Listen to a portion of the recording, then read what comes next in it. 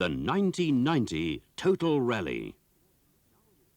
Now in its fourth year, the Total Rally is an event set aside from the National Rally Championships, but still attracts some of the biggest names in South African motorsport.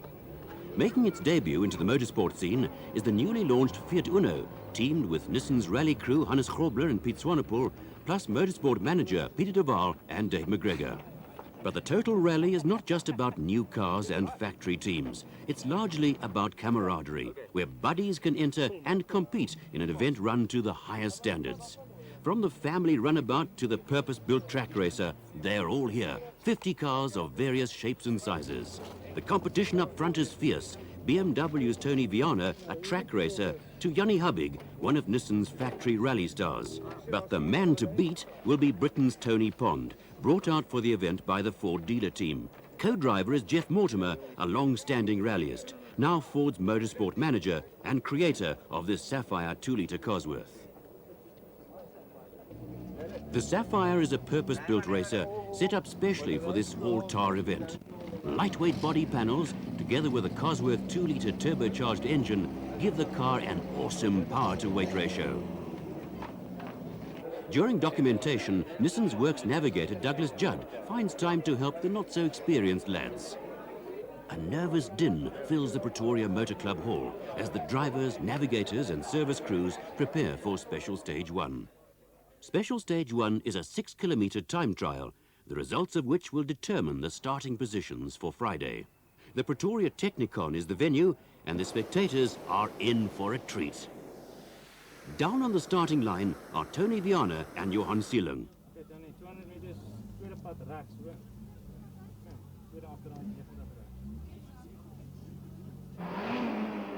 Car number 1, the Ford, is already in the stage, much to the delight of the swelling crowd.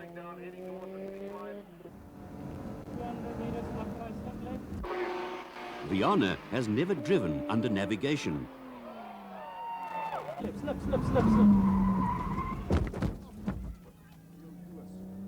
Something he'll have to learn if the car can stand the punishment.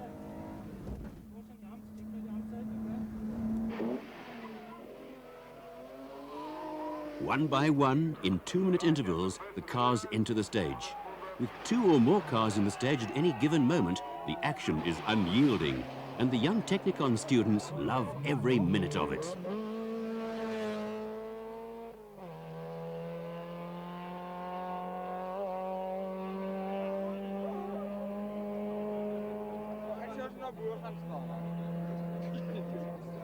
Finally, the last of the 50 competitors enters the stage. The results confirm that Jannie Hubig and his aggressive style have put the skyline first on the road. Glenn Hall's effort is rewarded by second spot, while the Ford starts Friday's section 4th on the road. Friday's early morning start takes the cars to the Swartkorps Raceway, Country View Estates and Kyalami. Then west to Krugersdorp, Ventersdorp and Lichtenburg. We pick up the action with one stage run at Country View, where Jannie Hubig and Douglas Judd lead the field. On his heels, some very aggressive competition. Pond has wasted no time in putting the Ford's 280 horsepower motor to good use and instantly pulls a 30-second lead on the Viana BMW. Car 48, the impressively fast Golf GTI of Johnny Olivier, looking set to give Glenn Hall a run for the 2,000 Rand Class C prize money. Seasoned rallyists Skalk and Sue Burger have put together a very quick Class D Toyota Conquest, having rolled their rally car on the NGK 400 the week before. They seem set to do battle with Glenn Durman, who at this point holds a few seconds on them.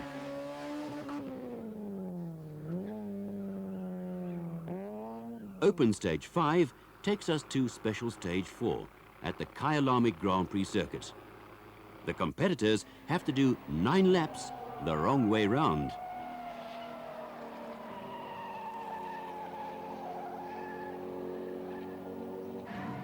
With adrenaline levels now down to a reasonably high level, the drivers attack the well-known bends from totally unknown angles.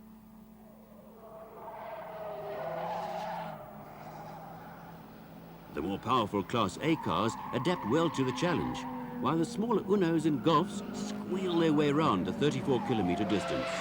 Racing driver Tony Viana has to unlearn his well-rehearsed lines around the track, while navigator Johan Silung simply ticks off the laps. From Kyalami, it's west to Krugersdorp. We catch up with the action in Ventersdorp. This tranquil Western Transvaal town adapts well to having a racetrack carved out of its central area road system. The local traffic officers doing a great service to both local and passing traffic.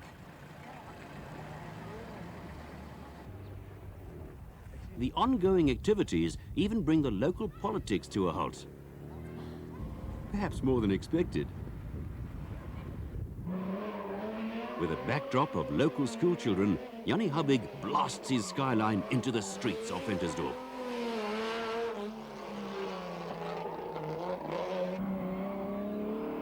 Everyone loves an Alpha, and the GTV of Carlo Andreatta and Johnny Robertson lives up to its sporty heritage.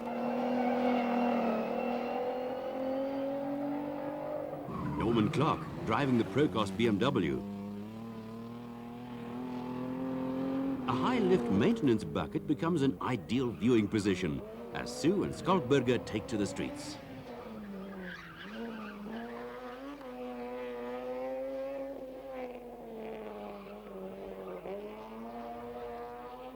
There's just no stopping the Unos as they race through the stage and west towards Lichtenberg. After a 3-kilometer dash through the town, it's on to the Lichtenberg racetrack. Without a handicap system, Viana is pushed hard to keeping his Winfield BMW just seconds off the Ford's pace. With Pond still climatizing to a strange car and country, Viana piles on the pressure. Hubbig's wild slides have the crowds on their feet, but does nothing for his tires, bearing in mind only 2 sets may be used during the entire event.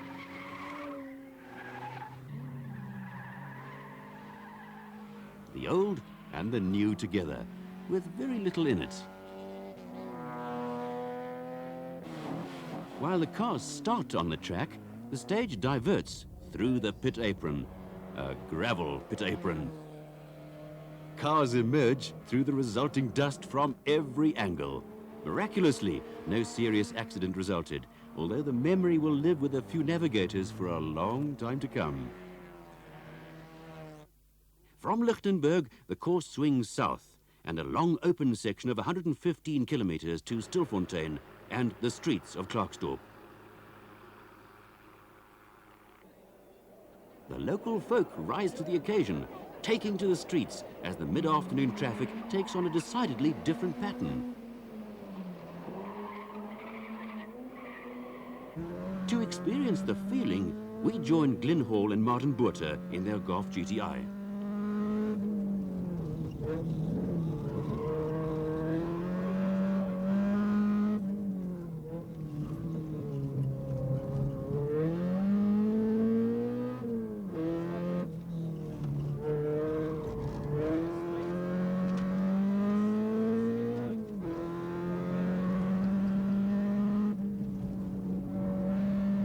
Hubbig and Judd set up an unbelievable average speed of 98 kilometers per hour through this tricky stage.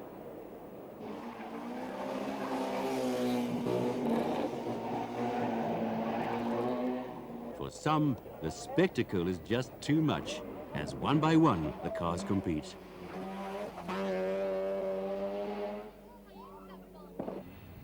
Towards the end of day one, we caught up with Tony Pond for a chat.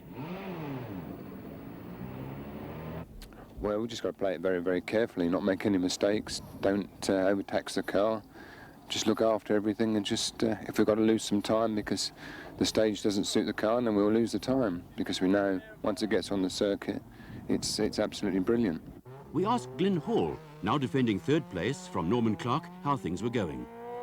It's been quite a good run. I think we're lying fourth at the moment in a Class C car.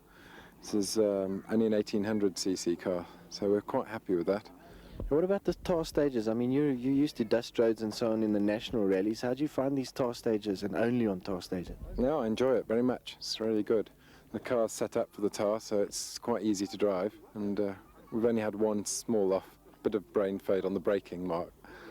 Results at the halfway mark are posted without Hubbig and Judd included, a broken oil pump shelving the skyline. While the leaders hold on to a 1.5-minute cushion, the fight is on for 3rd, 4th and 5th positions. The brainchild behind the total rally concept is well-known veteran Springbok rallyist Jan Hettemer. Jan, you promised the competitors a tough rally. How tough has it actually been? Well, I think it's been pretty tough because we've already lost 10 cars. There are only 40 left, and some tight battles are waging right around the field. Any of the top runners in those 10 that are down? Yes, Hannes Grobler has fallen out. Ek dink ons het die turbo aanjager jaar het die druk was bietjie hoog geweest en toe dat die tussen koeler het uit mekaar gespan. Maar ons ry weer, ons het weer aan die ingesit, maar ons het ongelukkig met kon net 15 minute laat by die sneldeel aankom. As jy later 15 minute later aankom, dan is jy outomaties uit. So kon ons dit nie maak nie. Ons 34 kilos in 4 minute doen. Dat is 'n bietjie onmoontlik. Where do you see the battle really developing tomorrow?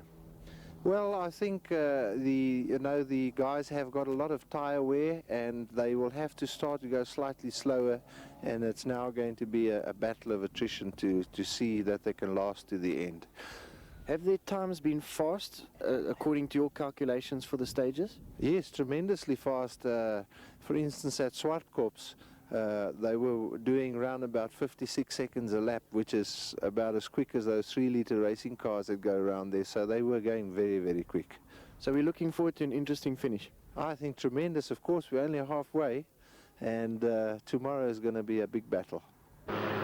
The second day started in Welkom. We caught Tony Viana and Johan Silang at the start of stage 18. Jy moet net sê vir as ons by daai ham. Ja, ek sal jou sê vir die ham. Besig is wat ek kon nie sien nie. Ja, okay. Maar as op die stryd, is die left en dan is dit stryd oor die ham, so ek dit nou.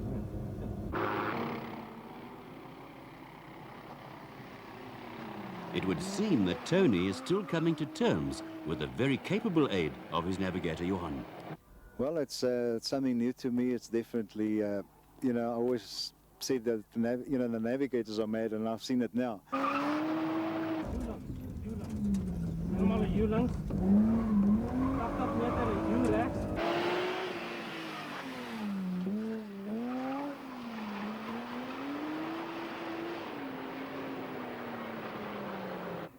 In 8th place, Carlo Andreatta is doing a fine job, although here he sees fit to adding an unscheduled S-bend to an already tricky stage.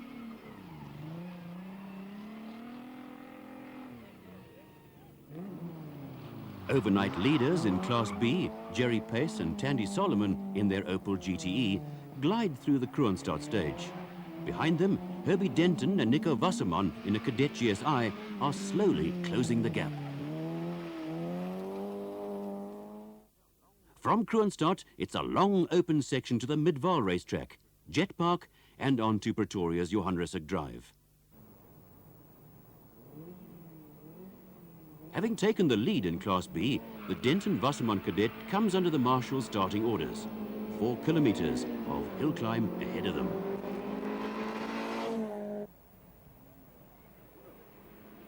Further into the stage, the De Waal-McGregor Uno attacks the hills, taking the bends headlong at frightening speeds. Using both sides of the closed-off road, Peter keeps the Uno well in line and away from a fatal drop, impressing even the hardened Dave McGregor with his efforts.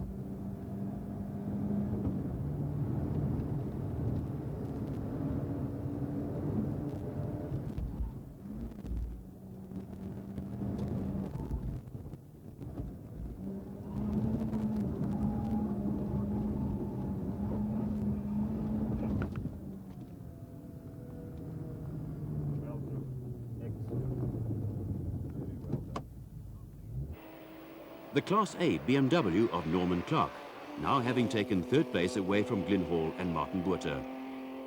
Overall leader is still the Pond Mortimer Ford Sapphire. Still near Pretoria, but a couple of stages later, it's to Gerotech and on to the high-speed banking. With more than one car on the circuit, things get a little tricky as we join Peter de Waal and Dave McGregor in their Uno, who are fast catching the Glyn Hall Martin Botha Golf.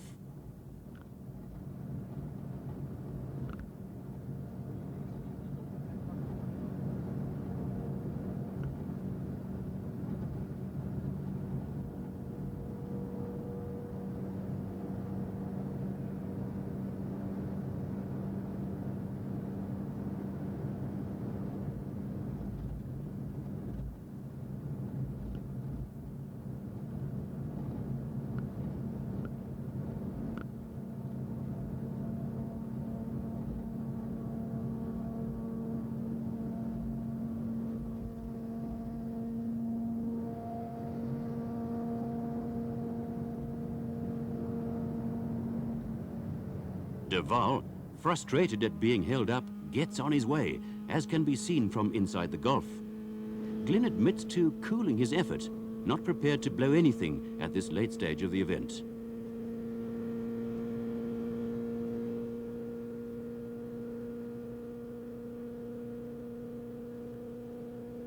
Nuno de Cunha, now retired, is at the finish to pass on the bad news. You know what the Uno is doing? 198. Yeah, I just put it 7.2, that's enough. I wasn't going to go more than that. Tony so far the quickest, but Bosworth, Tony did a 219. From the banking, the cars move across to the hills and curves used normally to test six-wheel drive rattles and army trucks. Steep blind rises are followed by hairpin bends, all designed to test a vehicle to its limits. Most today take it easy.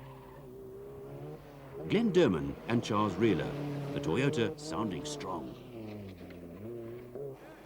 Michele and Riccardo Lupini in the second remaining Uno Turbo.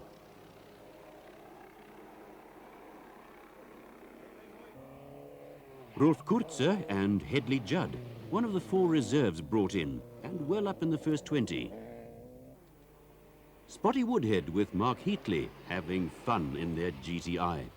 The front runners have arrived at Swartkorps Raceway. This, the 26th special stage, is the third last of the event. With the cars now directed the right way around, the advantage swings to the racing drivers like Tony Viana, who are completely at home on this short but tricky racetrack.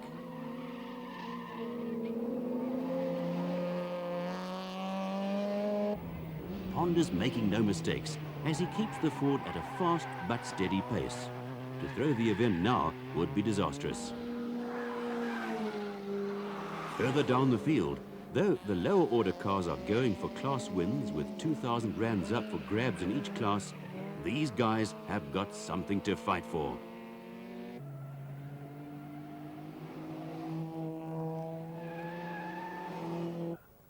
And so to the final stage at the Kyalami skid pan.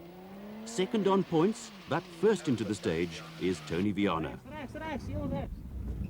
Oké, daar om daarheen. You right om hierin. Rechts. Daar, links van hem en you right om hem. You right om hem. Helemaal om hem.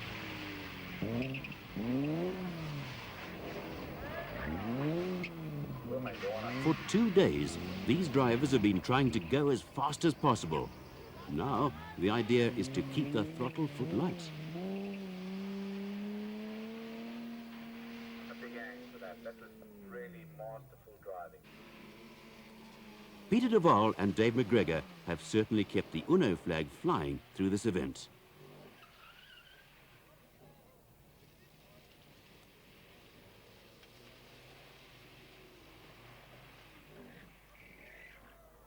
This is Peter de Waal, the Motorsport manager of this.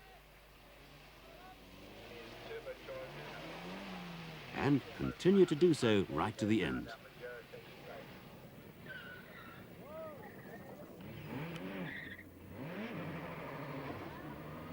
Finally, the leading car appears. Pond and Mortimer have led this event from the early stages of the first day. A win here will mean a hat-trick for Mortimer, having won the previous 2 total rallies.